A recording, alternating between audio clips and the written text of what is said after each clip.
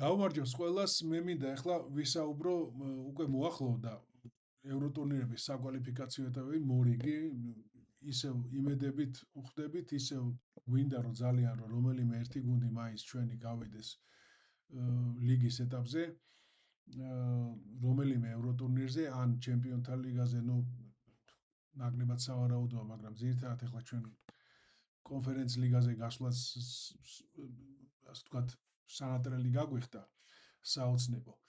და ამიტომ მე მინდა გითხრათ ახლა რა სიტუაციაა და როგორ სიტუაციაში შეიძლება აღმოჩნდნენ ქართული გუნდები. შანსებზე არ ვილაპარაკებ, მაგრამ ვისაუბრებ, გეტყვით ვინ არის ჯერჯერობით რაც ვიცით. შესაძლო მეტოქეები და რა შეიძლება შეიცვალოს. მოკლედ, ჩვენ ვიცით რომ ჩემპიონთა ლიგის საკვალიფიკაციოზე წელს ჩვენგან იბერია გადის, ეს გუნდი შარშან მეორე ზედიზედ გახდა ჩემპიონი, მთლიანობაში მესამედ. და უკვე რაც ვიცით, პირველ საკვალიფიკაციო ეტაპზე კენჭისყრაში იქნება განუთესავებს შორის. რაც ვიტყოდით, რომ უარყოფითი რაღაცა არის, მაგრამ მეორეს მხრივ თუ შევხედავთ განთესილებს შორის რა გუნდებიც არის, ну, პრინციპში დიდი სხვაობა არ იქნებოდა რა განთესილებში მოხდებოდა თუ განუთესავებში. ჯერჯერობით რაც ვიცით, შესაძლო მეტოქეები არიან ცელია სლოვენია, შემროგ როვერს ირლანდია, კუოპიო ფინეთი, დრიტა კოსოვო, ლინკოლნი გიბრალტარი, ბორაც ბანიალუკა ბოსნია, ვიკინგური ისლანდია, კაირატი ყაზახეთი, რიგა ლატვია, კლაქსვიკი ფარერები და ფლორა ესტონეთი. ეს რაც ვიცით ჯერჯერობით.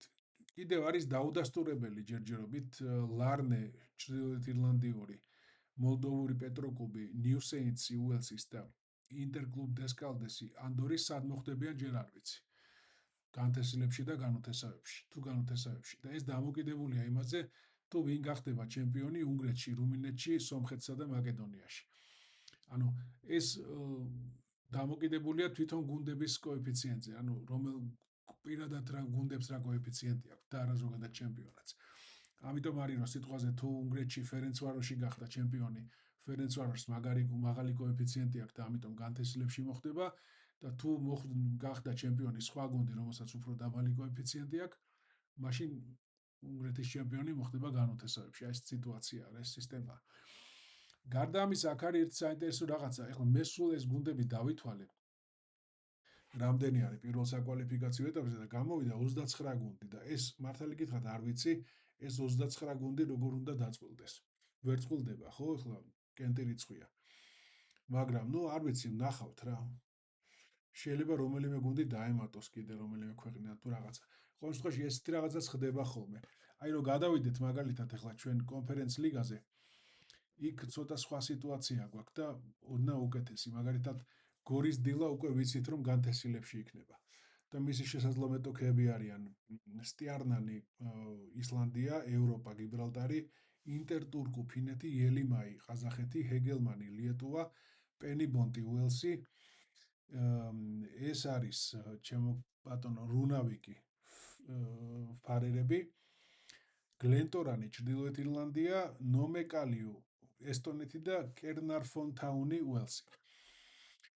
დანარჩენი გუნდები ჩვენი, აი თბილისის დინამო და ტორპედო, ჯერჯერობით დაუდასტურებელია განთესილებში იქნებიან თუ განუთესავებში, მაგრამ ჩვენ აქ ხედავთ რომ ამ დაუდასტურებელ გუნდებს შორის ზედა პირველ ორ ადგილზე არიან. ეს ნიშნავს რომ ძალიან დიდი ალბათობით თბილისის დინამოს და ტორპედოც განთესილებში აღმოჩნდებიან, იმიტომ რომ ამისთვის საჭიროა რომ აი ამ ჯერჯერობით დაუდგენელი გუნდებიდან ორი მოხდეს ისეთი, რომლებსაც დინამოზე და ტორპედოზე ნაკლები კოეფიციენტი აქვს. რისი ალბათობაც მაღალია პრინციპში რა. დინამოს კოეფიციენტი 5-ია, ტორპედოს კოეფიციენტი არის 4.5. დილაგორის კოეფიციენტი 5.5-ია და ამიტომ ის უკვე განთესილებშია. აი ეს სიტუაციაა და აქ ხო, აი კიდე რაღაცები შეიძლება შეიცვალოს. აი მაგალითად გუშინ საღამომდე ცნობილი იყო, რომ აქ უნდა ყოფილიყო სადღაც ყარაბაღი.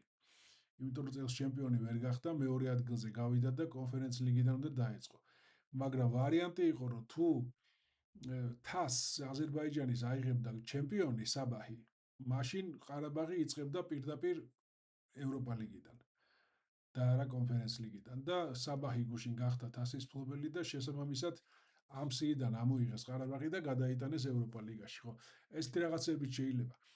ამიტომ ამ ეტაპზე ზუსტად თქმა, რომ ეხლა მაგალითად აი ეს გუნდები იქნება, უცბად ეს RFS-ი ლატვიის შეიძლება აღმოჩნდეს სადღაც ევროპა ლიგაში გადავიდეს, ან მეორე საკვალიფიკაციო ეტაპზე დაიწყოს პირდაპირ კონფერენს ლიგის. გააჩნია იქ რეები მოხდება რა, მოკლედ ზუსტად ამ ყველაფერში მე ვერ ვერკვევი, მაგრამ ჯერჯერობით რაც ვიცი, აი ეს გითხარით რა. 17 ივნისს გაიმართება კენჭისყრა, თუ არ ვცდები, ჩემპიონთა ლიგის საკვალიფიკაციოსი და მე მგონი კონფერენს ლიგის და ევროპა ლიგის მეორე დღეს იმართება თუ რაღაცა იგი. მოკლედ აი მაგ პერიოდში რა, ივნისის შუა რიცხვებში და გავიგებთ ჩვენი გუნდების მეტოქეებს.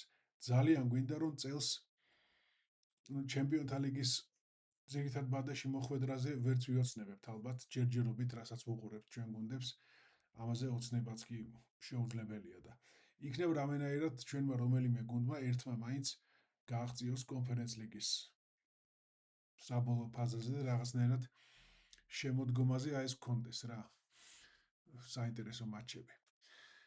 გემშვიდობებით იმ იმედით, რომ ეს ნამდვილად მოხდება წელს.